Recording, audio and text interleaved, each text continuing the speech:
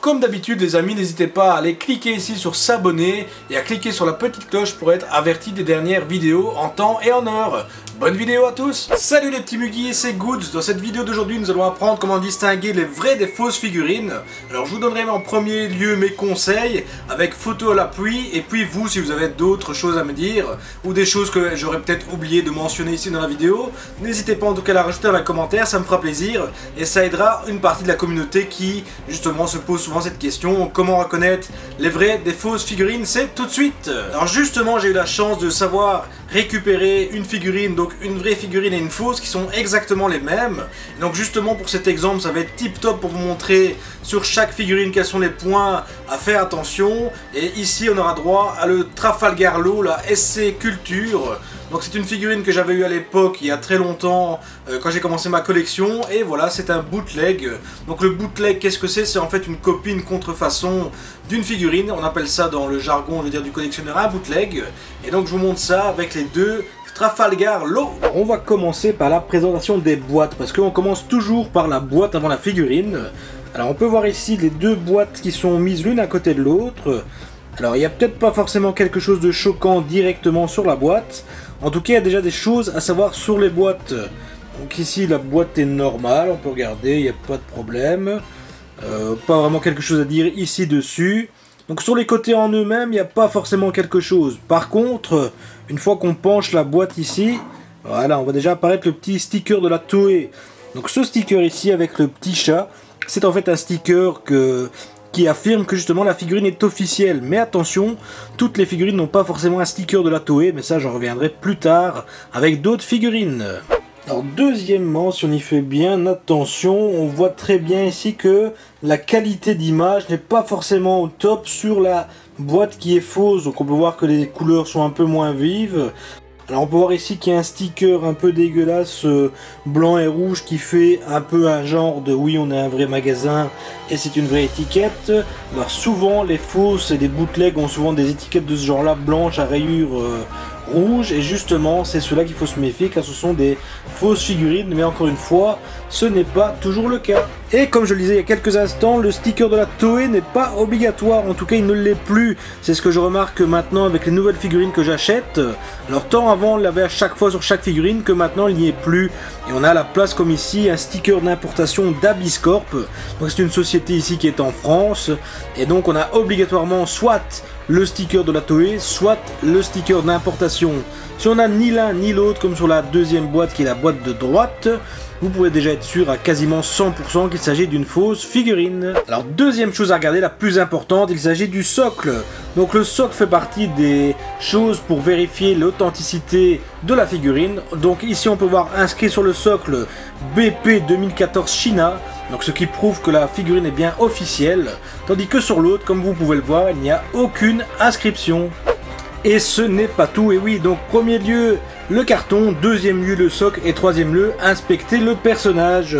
Donc il y a toujours, et même quasiment à chaque fois sur les personnages, une inscription de Bandai, de la Toei et de Eiichiro Oda. Donc on peut voir ici donc le petit logo du copyright avec CO SFT BP 2014 China.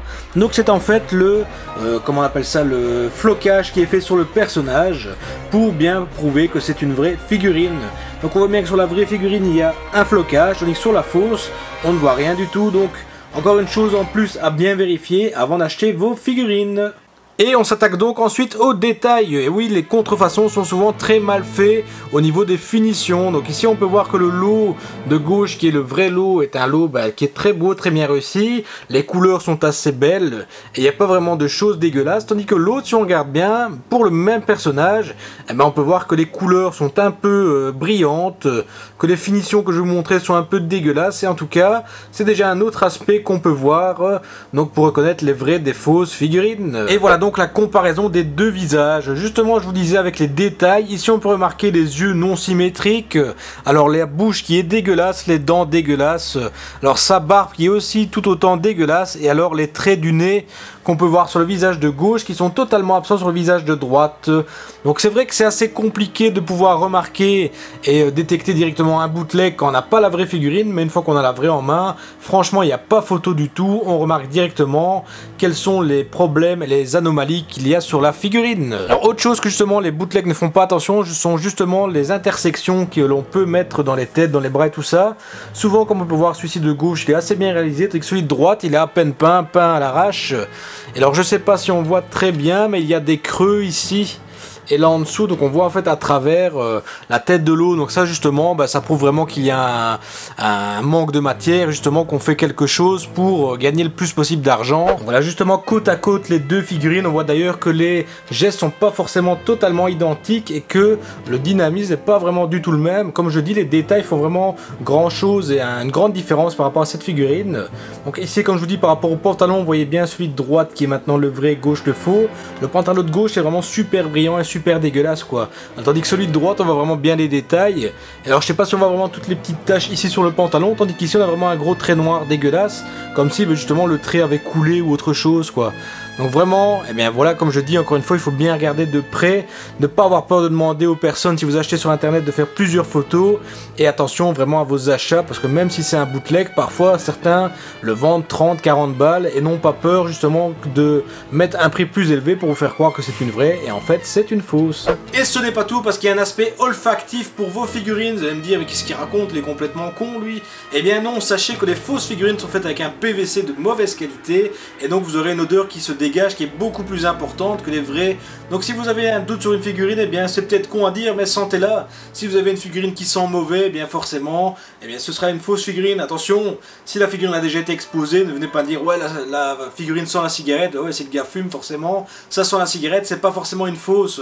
Mais en tout cas pour les vraies figurines, ce sera le cas, et ce sera quelque chose d'important à retenir également. Et donc voilà justement mes conseils pour pouvoir vous aider à reconnaître une vraie d'une fausse figurine. Donc on va essayer de résumer ceci par 1. La boîte, donc sur la boîte il doit avoir un sticker de la Toei ou un sticker d'importation. 2. Le socle, donc sur le socle il doit avoir obligatoirement une inscription Bam Presto l'année ou autre chose. En tout cas s'il n'y a rien du tout, c'est que c'est une fausse. 3. La figurine en elle-même, donc la figurine doit avoir également une inscription dessus, mais attention, c'est pas forcément le cas pour toutes les figurines. J'ai des pop à la maison, donc les Portraits of Pirates, et il n'y a pas forcément d'inscription dessus. Donc oui et non, il peut en avoir, mais en tout cas, ce ne sera pas un facteur ultra important dans le fait de découvrir l'authenticité de la figurine ou non. 4e chose, les détails. Et oui, comme vous avez pu le voir ici, les détails sont assez importants. Il ne faut pas les laisser sur le côté. On peut voir que ici, les dents sont dégueulasses, la bouche est dégueulasse, les couleurs sont dégueulasses, il y a des coulées. Donc effectivement, les aspects extérieurs de la figurine rentrent en jeu. Il ne faut pas croire que, ah ouais, ça peut arriver, ils ont peut-être fait une petite bavure ou autre. Non, s'il y a une bavure, c'est une fausse. Les gars vont pas vous vendre une figurine à 30 balles avec une bavure, une coulée de peinture. Non, c'est des professionnels, ils font quelque chose qui est super bien, super réussi. Donc encore une fois, s'il y a des choses qui ne sont pas terribles, des finitions pas top, c'est une fausse. Et 5e aspect qui est l'aspect, comme j'avais dit, olfactif, donc l'odorat. Donc quelque chose à penser car c'est super important, on n'y pense pas forcément. Sentez vos figurines quand elles sont neuves et s'il y a trop une odeur de plastique, c'est que c'est une fausse. Et voilà, la vidéo touche à sa fin, donc j'ai fait de mon mieux pour vous aider à distinguer les vraies des fausses figurines. En tout cas, si vous avez des remarques à dire sur cette vidéo, n'hésitez pas à laisser vos remarques dans les commentaires. En tout cas, j'ai fait mon possible pour vous aider à distinguer les vraies des fausses figurines. J'espère que ça vous aidera dans l'avenir et que justement, vous n'aurez plus de problème pour vous faire arnaquer ou vous faire entuber avec des bootlegs. En tout cas, attention, ne dites pas ce que je n'ai pas dit. Je sais que des gens collectionnent les bootlegs parce qu'ils n'ont pas forcément les moyens. Mais en tout cas, sachez que maintenant vous serez au courant et vous ne pourrez plus dire « Merde, je le savais pas ». Parce que je vous ai tout expliqué et que j'ai fait mon possible pour que vous soyez plus entubés par des gens sur internet ou sur d'autres réseaux. Et n'hésitez pas les amis à partager, liker cette vidéo. Ici on a dépassé le cap des 250 abonnés sur la chaîne YouTube. Alors n'oubliez pas, je serai présent la semaine prochaine à la MIA. Attention, je n'expose pas, je me balade à la MIA. J'ai d'ailleurs quelques petites interviews de prévues avec des gens sur les stands.